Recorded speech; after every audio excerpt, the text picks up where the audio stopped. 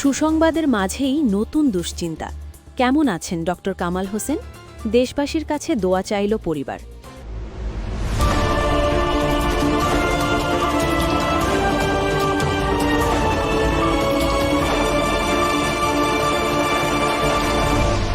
Channel CB.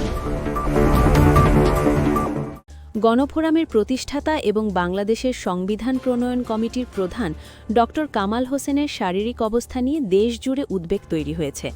Square হাসপাতালে চিকিৎসাধীন এই প্রবীণ নেতার স্বাস্থ্যের সবশেষ খবর জানাতে আমি আছি আপনাদের সাথে।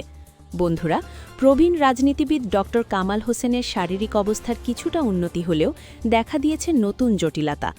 গণফোরামের সাধারণ সম্পাদক ডক্টর মিজানুর রহমান জানিয়েছেন, ডক্টর কামালের ফুসফুসে নতুন করে নিউমোনিয়া সংক্রমণ ধরা পড়েছে।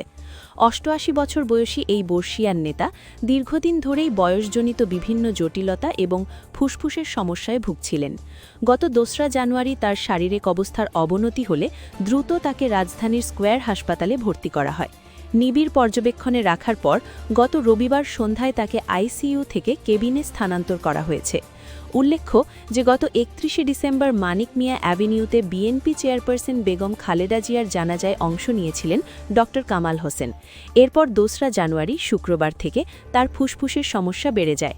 ডক্টর মিজানুর রহমান আরও জানান, চিকিৎসকেরা তাকে নিবিড়ভাবে পর্যবেক্ষণ করছেন। যদিও নতুন সংক্রমণ ধরা পড়েছে, তবে সার্বিকভাবে তার অবস্থা আগের চেয়ে কিছুটা স্থিতিশীল। ১৯৭২ সালে স্বাধীন বাংলাদেশের সংবিধান প্রণয়নে ঐতিহাসিক ভূমিকা রাখা এই ব্যক্তিত্বের অসুস্থতায় রাজনৈতিক অঙ্গন ও শুভাকাঙ্ক্ষীদের মাঝে উদ্বেগের ছায়া নেমে এসেছে। পরিবারের পক্ষ থেকে দেশবাসীর কাছে তার দ্রুত আরোগ্য চেয়ে দোয়া প্রার্থনা করা হয়েছে। গণফোরামের পক্ষ থেকেও সবাইকে ধৈর্য ধরার অনুরোধ জানানো হয়েছে।